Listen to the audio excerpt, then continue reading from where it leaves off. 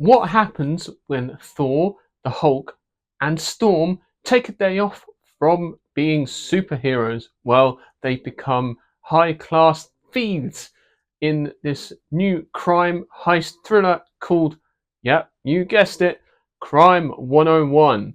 And it stars Chris Hemsworth, it stars Mark Ruffalo, and Halle Berry. Today we're going to review Crime 101. Let's get into it. The film centres around three main characters: Mike Davis, played by Chris Hemsworth, who's the main thief, and Lou, who is the police detective on the case, played by Mark Ruffalo. Also in the film is Halle Berry, who plays Sharon, who is an insurance broker working for a big company. And Mike is very methodical, he has rules, and he is very sort of polished and has lots of charisma and knows his stuff when it comes to thieving. And he plans his heists very meticulously down to the last detail, to the point where Mark Ruffalo's character Lou has discovered a pattern in Mike's work and has noticed that he essentially works along the main road in LA called the Route 101, and has a particular pattern, stays within the confines of this route. And he has like these outlandish rumors and ideas about Mike Davis's character, and that he works alone and that he doesn't make mistakes, he doesn't hurt people. So much so that Lou's own police department don't believe him. This complicates things for Mike. Mike wants to walk away from it all. He wants to do one last job, to walk away, have enough money to live happily ever after. And during his intel search on Halle Berry's character Sharon, he finds out that she has been in the job for about 11 years. She's a little bit disgruntled. She's been working there for a while, has been passed up for promotion over and over again, and teams up with her, essentially giving her like an offer she can't refuse. But at first she does. She's very apprehensive about it. She's like never really put a foot wrong. She's done everything right up until this point. And, you know, after having a meeting with her boss, it becomes like the last straw for her. She's like, right, fuck this, fuck you. You don't appreciate all the work that I've done for this company. That's it, I'm done. I've had enough. And it's very sort of relatable. I think a lot of people have gone through something similar to this. And so in the end, she teams up with Chris Hemsworth, and together they sort of help each other out. And Lou is on the case, and he basically tries to hunt both of them down until things go a little bit awry in the gathering of intelligence on a certain mark that they're potentially going for. And she describes to Chris Hemsworth's character Mike that at any given time there could be potentially $11 million, and that sparks an idea in his mind that is like, okay, that's about the right number that I'm looking for to walk away from it all, and complications arise.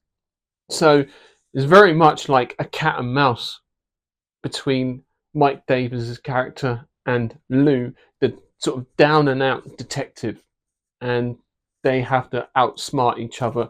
In my opinion, I believe that this film is very well crafted, highly stylized, but as I was watching this film, I couldn't help but compare it to Heat.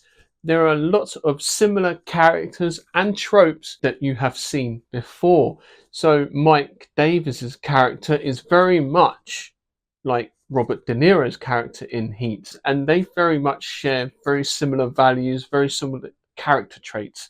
You've also got the police detective as well, who is very similar to Al Pacino's character in Heat. And although Mark Ruffalo, Lou, is very much sort of watered down, sort of very subtle, not very sort of loud or anything, it doesn't have the Al Pacino-isms that you see from Heat. You know, things like, hooah! She got a big ass! There's none of that here, thankfully. There is a sort of tete-a-tete with the two characters in intimate driving scene in the final act of the film where they're forced to confront each other in secret, as they at first don't really know who each other is, but you, the audience, know and feel it straight away. You feel that anxious and nervousness between the two characters, which is really actually sort of well done. There are a few aspects of this film which I thought were unnecessary, a couple of characters that just didn't really sort of make a particularly great impact, in my opinion, and so you sit there wondering, why are they here? And they're there to keep the plot going, to keep it going forwards, and that's basically it, really. This is something that I found very difficult to understand was Nick Nolte's character.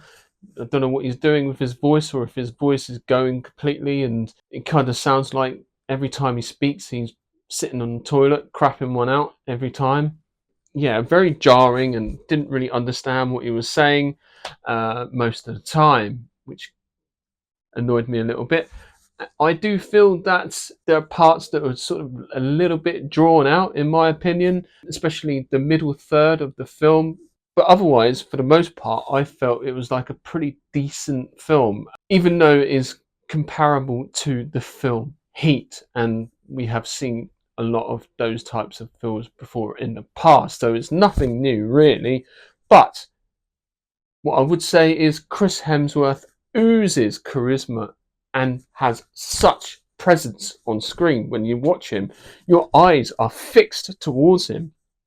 And I must admit, I was gushing. I was gushing to Chris Hemsworth. Not that I'm that so inclined in that way, but if I were, he'd be it. Oh my god. He is just so well put together in this film. Like, he's got this character nailed down to a T. You sometimes forget Chris Hemsworth is actually a very good actor and does have a lot of range. We're so used to seeing him in the Thor outfit and the armor and with the long hair and the cape, and we think that's all he can do. We know he can do the action and bring the funny, but he can also bring emotional depth to it, his characters as well, and we see very much a lot of that here, as well as like amazing swagger. Like, every time he walked into frame, you was just like, okay, I'm sold. I'm sold. Very much so with Halle Berry. Ah, like, we know she can bring sexy. She is great. Not only that, she also brings a lot of depth and also emotional side of things as well. And she doesn't play like the damsel in distress. She doesn't play someone who is needing to be rescued. No, she actually is active and more or less saves herself in this. And I think she's very, very good in this. Like, we all remember the beach scene in, was it Die Another Day? Hasn't aged a day. I mean, she is aged like a fine wine. Unbelievably great performance. Overall, I would give this film a 3 out of 5 star rating. It's not perfect by any stretch. There were stylistic cues that I very much recognised, especially in some of the car chase sequences. There seems to be a John Wick-esque style car chase that the John Wick franchise is famous for, and I've started to see it bleed out into other films as well, which is good, but it is highly recognisable. You can't fault it, especially during the nighttime chase scenes between Chris Hemsworth and Barry Keoghan, who plays the henchman in this film. He's just constantly on his bike the whole time.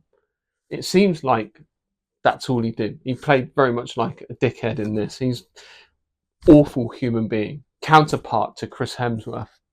So overall, like I say, 3 out of 5 stars I would give this film, mainly because it feels a little bit too similar to Heat and to other things that we have seen before. There are some moments that were original as well, like some of the shots are very stylistic, and character aspects were really, really great that I really enjoyed. And so, not perfect, but it's not terrible either. So Totally watchable. Totally watchable. If you want something easy to watch this week, this is up there for sure. And I think everyone who was involved has done a terrific job.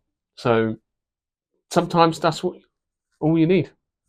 So go check this film out, Crime 101. No, it's not the beginning of a new course. It's simply he does heists along the road 101. I thought when I first saw the title, I was like, Crime 101. What does that mean? And then they're like, oh.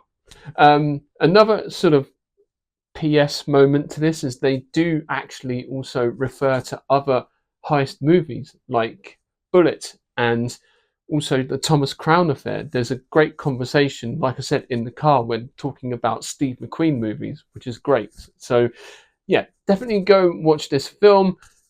It's great fun. You will be gushing over Chris Hemsworth at the end of it, and yeah, I'm sold.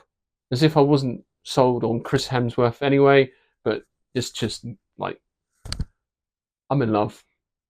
I'm just going to say it. I'm in love. Anyway, thank you very much for watching this. I shall see you in the next video.